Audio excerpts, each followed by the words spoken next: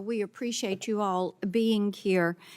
Dr. King, I want to come to you first. And Senator Booker was asking about the China-produced products that are coming into our supply chain and the lack of verification around those. And you kind of skirted that issue a little bit. So I'm going to give you the opportunity to submit in writing to us what is that pre-market paradigm, what is that third-party verification that you all are using to make certain that tainted products and illegal products are not in this stream, because you've not wanted to answer that question fully.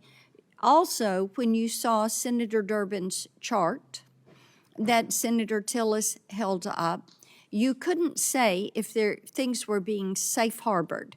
So let's get some clarification around that so that we understand the extent of the problem that we're dealing with. And you can just submit that in writing for the record. That would be helpful. I also want to ask you, Dr. King, about the role that social media is playing in this epidemic and see what you are doing to address that. We know that TikTok, Instagram are being used to market these illegal fruit and dessert-flavored e-cigarettes to children. And any of us can go into any market or any of these vape stores that are in our states, and we see what is happening there.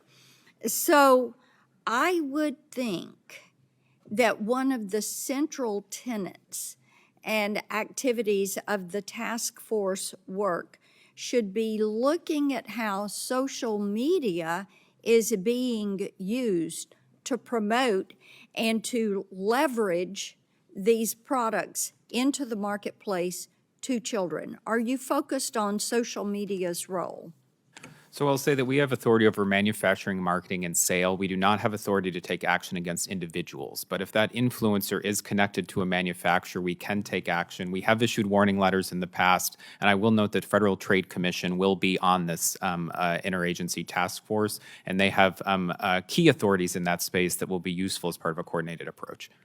Okay, so you issue warning letters. So then are you turning those entities over to DOJ so that they can be a part of this? Are you turning them over to FTC so that they can go after penalties and enforcement? So we regularly engage with all of those agencies even before the task force, but it depends on the merits of the case. And so if the case warrants it after the warning letters, we have escalated. How many have you turned over and how many have been penalized? So are you speaking with regard to influencers specifically or any enforcement action against any entity? Influencers. Social media is what we're discussing. Yes, so depending on the action, that would be more appropriate through the Federal Trade Commission, not the FDA. I said DOJ or the FTC. How many have been shut down? See, this is a part of the problem. It is if you're talking in circles and we can't figure out what you're doing to actually stem the flow of these products and to bring people to account and to hold them responsible for what they are doing. And if you're issuing warning letters and somebody gets that, but they know that DOJ and FTC is not going to execute any type of accountability on them, then they're going to delete that email warning or they're going to crumple that letter and throw it in the trash. I will reinforce that a majority of those who receive warning letters do heed and correct the violative actions, and we have escalated our actions. In the past 2 years alone, we've issued the first injunctions against manufacturers, the first civil money penalties against manufacturers, the first civil money penalties against retailers. We definitely need more, I completely agree, but we need an all-government approach, and I'm hopeful the task force will get us there. But we've set a solid foundation to move forward further. Okay, and Mr. Rao, coming to you, what about the new task force? Are you planning to use civil and criminal penalties? We are exploring all tools, Senator, both civil and criminal. One Okay, aspect. so my time is running out. So you're exploring, but this is an issue that's kind of gotten away from you all, and you've been slow to respond.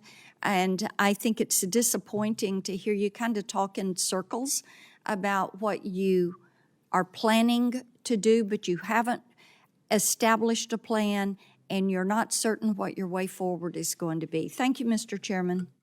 Thanks, Senator Blackburn. Senator Lee.